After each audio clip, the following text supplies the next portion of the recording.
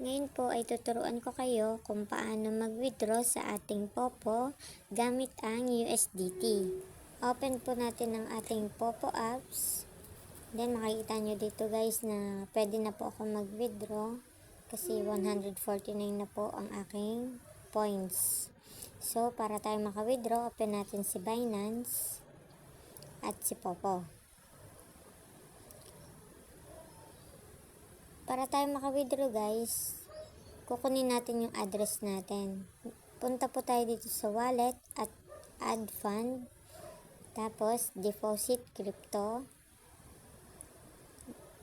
Hanapin po natin si USDT. Yan. Then TRC20. Tron TRC20. Ikakopy po natin at ipipaste natin dun sa Popo natin. Sa Popo USDT natin. Okay po. Pag na-copy na po natin yan, punta po tayo sa Popo apps. Balik po tayo dito. Tapos, points.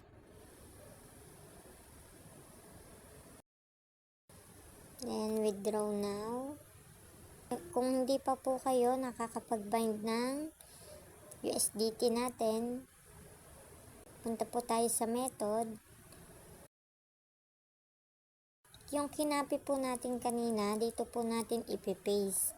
Kung hindi pa po kayo nakakapaglagay ng address sa Popo ninyo, yan.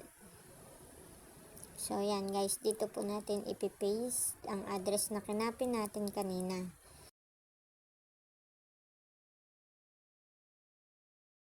So, submit.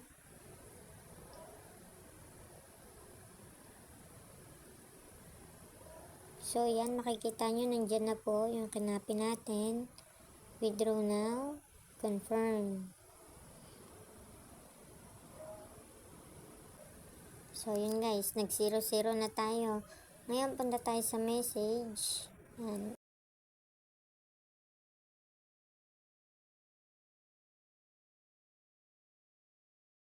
Under review pa po tayo. For under review. So, wait lang po tayo saglit.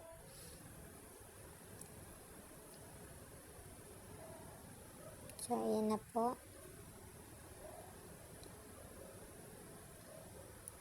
Successful withdrawal na po tayo ngayon.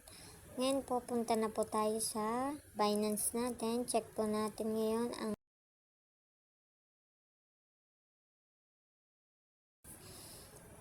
So, yan. Punta po tayo sa wallet. Then, so, yun guys. Ito na, dumating na po. $14.71. Ngayon, punta po tayo sa spot.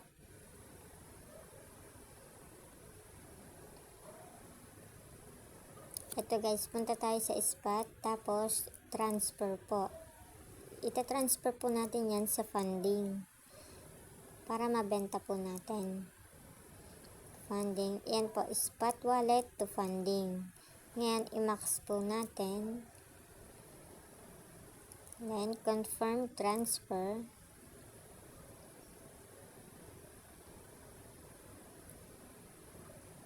Okay lang po natin yan. So, guys, nawala siya sa spot. Napunta siya sa funding. Para mabenta po natin. Click natin si funding. Then, para mabenta po natin, click po natin si P2P. Tapos, sell po. Kasi nga, magbebenta tayo. Ayan po, sell po natin. Dito po guys, kayo na po ang pipili kung saan nyo po ibebenta yung inyong USDT.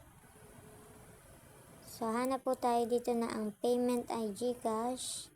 Tapos, ang minimum ay 500 pesos.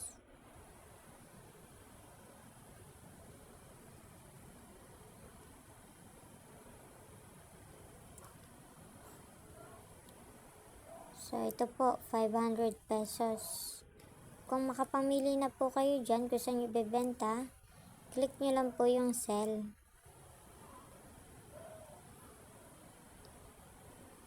Tapos dito po, i-max po natin. Mag-bind na din po kayo ng GCash number nyo para sa payment. Tapos kung okay na, place order po natin. Tapos punta po tayo dito sa chat, sa may yellow chat. Update po natin yung bibili ng ating USDT.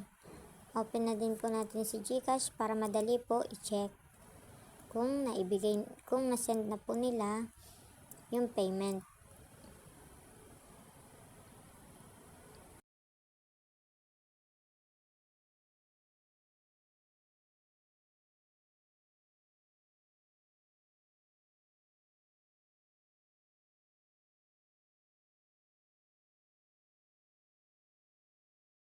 So, ito, dumating na po. Ang na-receive po natin ay 869.6. So, punta po ulit tayo sa Binance natin. Kailangan po natin i-release to guys pagka na-receive na po natin ang payment. So, I receive. So, yan, payment received.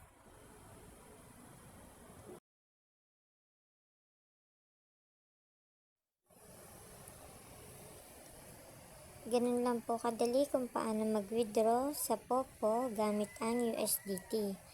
Ang withdraw po natin na 853 sa Popo ay tumaas at naging 869 gamit ang USDT. Hanggang dito na lang po. Sana po ay nakatulong sa inyo. Thank you for watching.